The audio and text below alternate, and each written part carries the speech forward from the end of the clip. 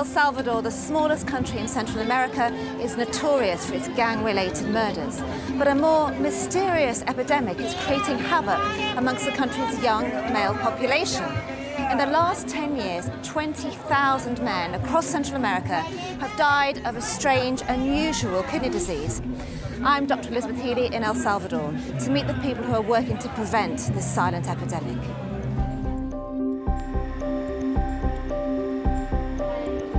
My journey starts here, in the under-equipped and overrun hospitals of El Salvador. Dr. Ricardo Leyva is a nephrologist at Rosales General Hospital. He noticed something strange about the patients walking into his ward. Since maybe 15 years ago, the patients started coming in very high numbers. So we are trying to figure out what's going on because, as you know, in the world, the main etiology of kidney disease is diabetes and hypertension. But it's not the case here in our country. We have a different disease. We have called a Mesoamerican nephropathy. It's affecting the sugarcane workers mostly. And they're quite young, these people. Yes, young the men. mean age is around 40. Normally, chronic kidney disease affects men and women with diabetes and high blood pressure who are over the age of 60. In El Salvador, however, the men are young and in peak physical condition due to the demanding work they do in the sugarcane fields. And the disease is hitting El Salvador hard. Every day brings new fatalities, with the epidemic now responsible for more deaths in the country than AIDS, leukemia, and diabetes combined. We met Hernando Hernandez, who had no option but to return to cutting sugarcane after falling ill. Amado, how long have you been working in the sugarcane fields cutting? Hace 12 años. And how are you feeling? Are you healthy? Mal, yo me siento mal, así como me caen grandes dolores, lo que es el riñón, los pies se me hinchan. And your family, have your family been affected by this disease? Sí, primero mi padre, que de eso murió, ¿verdad? Luego de eso, otro hermano mío, el más mayor, también de eso mismo. Luego el más menor, de 23 años, también de eso ha muerto. Y otro que está hinchado, está bien grave ya. Does that brother who is ill, is he still working in the fields? Sí, trabaja todavía. Cuando se alienta, que se recupera, va a trabajar, pero después vuelve a caer. So your mother is looking after your brother at the moment, the one who's still ill in bed? Y sí, ella siempre lo que cuando él cae así, ella está pendiente de él. Sí. Ella ha sufrido bastante sobre la pérdida, primero de mi padre, luego los 2 hijos más y el que está enfermo, y yo que estoy padeciendo también de esa enfermedad. In fact, the patients that make it to Dr. Leyva's clinic are the lucky few. Many of the sufferers living in rural communities can't afford to make the expensive journey into the city for hospital treatment. Others are simply diagnosed too late.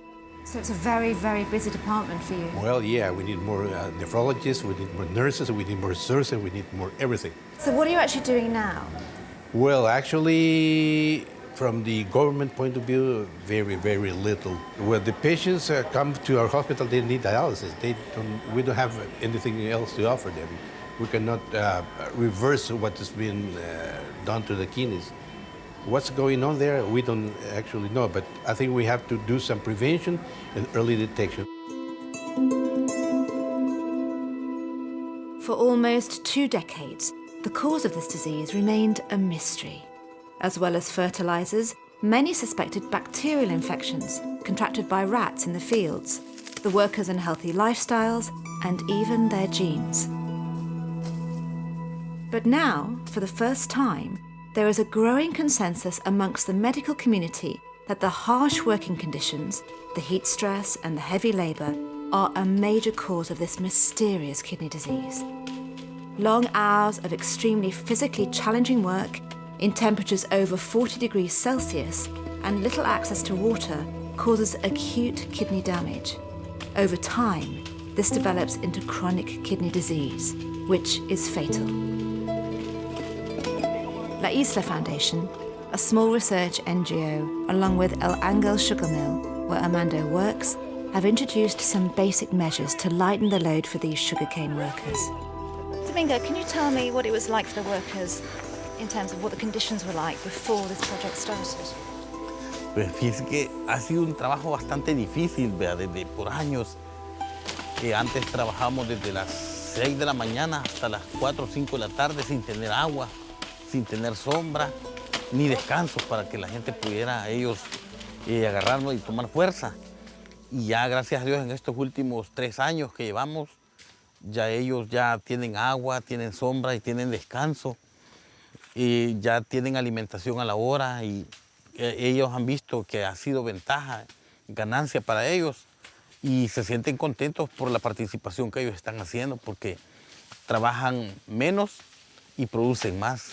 En aquellos tiempos no, ellos ganaban, trabajaban, pero el sueldo no era muy competente para salir adelante porque las enfermedades estaban más encima de cada uno de ellos. In these labour communities, it is estimated that 1 in 4 men have the unusual form of chronic kidney disease. Have you any history of kidney disease in your family? Prácticamente quizás mi familia son todos los que trabajan conmigo. Yo no veo solo quizás mi familia por sí, sino veo todo mi grupo como familiar, donde hemos visto bastantes casos de que han muerto por la insuficiencia renal, y pues, la gente estaba muriendo por no conocer cuáles han sido los métodos para poder sobrepasarlos y no tener fracaso. I'm noticing you have some water on your back. Can you tell me about that? El consumo de agua antes era muy poco, donde en los últimos 3 años ya estamos trabajando con lo que es el camelback por cada uno de los trabajadores y consumen más agua y ellos tienen menos posibilidad de enfermedades. Ah, the whistle. El pito. What is that? El pito significa para ellos parar un descanso. Ellos descansan 10 minutos de tiempo por cada hora, donde ellos toman agua, aire y afilan su machetillo o algunos desayunan, buscan hacia la sombra de cada uno, y es para eso que se les hace el pito a ellos. With a 40% increase in productivity, translating into better wages, the workers are already seeing the benefits of the intervention. But the long-term success of this project depends on the scientific monitoring of the sugarcane cutters to determine whether they are, in fact, combating the rise of chronic kidney disease.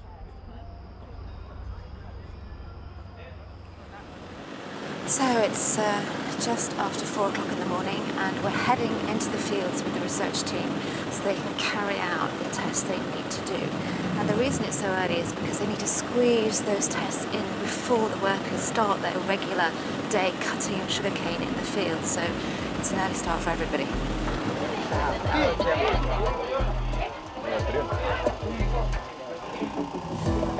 Can you tell me exactly what's going on here? Sure. This is part of a 2-year study. This is a cohort of guys that we're studying at 4 different points. This is study 4 out of the 4. We came in November before they started the harvest, 2 weeks after they started in January, and then this is the last one. And what we're doing is blood, urine, blood pressure, weight, and a qualitative questionnaire to analyze their general health and well-being and to see if the intervention that we've put in place is having a positive effect on their kidney health.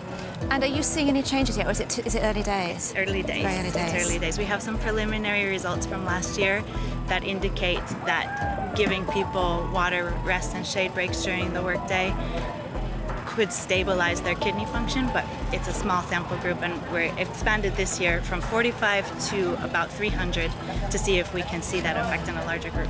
So you said that CKD is prevalent amongst sugarcane workers. Well, we know it's here and it's in Nicaragua. Is it seen anywhere else in the world? Yes, they've had cases of a similar disease that they're not quite sure if it's the same in Sri Lanka and India. The folks who are affected in Sri Lanka and India tend to be rice workers who are working in extreme heat as well. But we just don't know enough about it yet to know if it's the same disease. But what we have found is that it's predominantly affecting very poor, vulnerable populations. And what we've seen is that everywhere we look, we find something that resembles this kind of chronic kidney disease. So it may just been nobody was asking the right questions in the right populations to determine whether or not this is a more widespread disease than previously thought. The sugarcane industry in Central America is notoriously powerful, with the majority of the wealth held by a small minority. In El Salvador, the industry has survived political coups, several financial crises, and a civil war. Today, they remain one of the most important industries in the country, contributing 20% of the agricultural GDP and generating work for 200,000 people. Juan Wright runs the El Hangel sugar mill. He was the first in his industry to acknowledge the seriousness of the problem and to do something about it.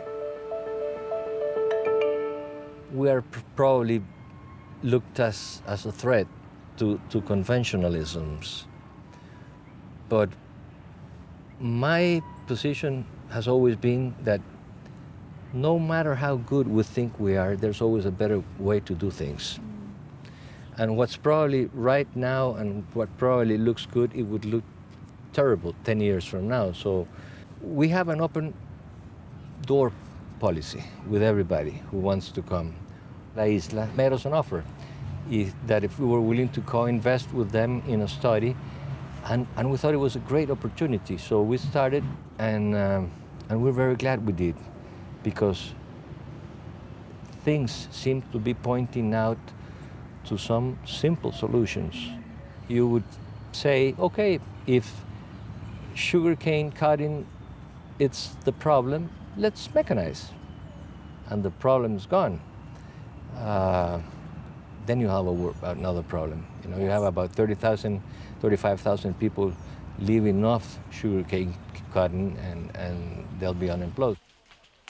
There are also real fears that mass unemployment may push even more young men into the violent gangs ravaging El Salvador.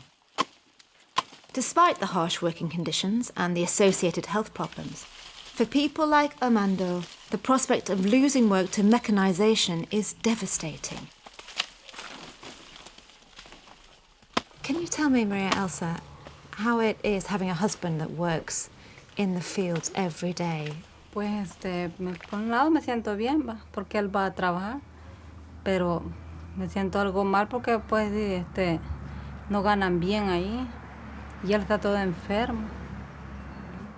How do you see his illness? What is he like when he's ill?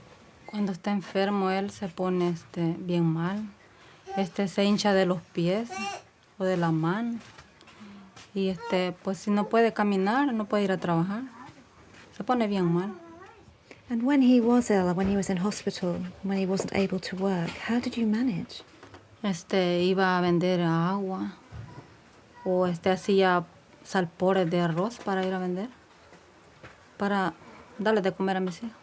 Amanda, how does it feel hearing your wife talk about the situation with everything that's going on? Bueno, pues primero pues me da tristeza, ¿o? Al oírla, pues lo que ella siente cuando yo me enfermo, porque sé que no es fácil para ella, ¿va? Estar sufriendo conmigo, ¿verdad?